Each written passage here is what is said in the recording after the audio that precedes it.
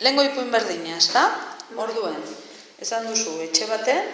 Dago mutil bat, Bale. 3 frisbee daukana.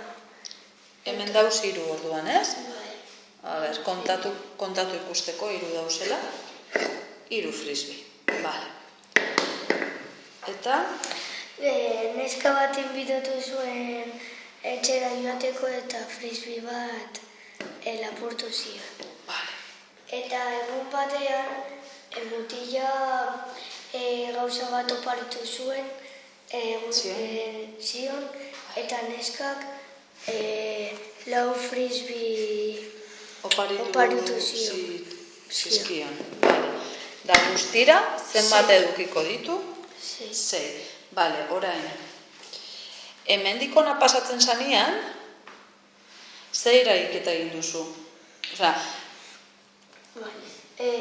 bat kentzen dionean, ze eragiketa egiten zabiz? Hiruken bat. Orduan, hemen 3 kendu behar dutzazu bat, ezta? Bale, eta zein da emaitza? 2. Bale, eta hemen jarriko dugu emaitza. Pauso honetan gauz, bai? Eta orain, hurrengo pausoan zer egiten duzu? Zer eragiketa egiten duzu? 2 gehi 4. 4 ematen dizkiolako, ezta? Bai. A ber, orduan gehi, dana juntau, ezta? Batzea. Orduan guztira, zema ditzuzu? 6. 6, bale. Oso ondo.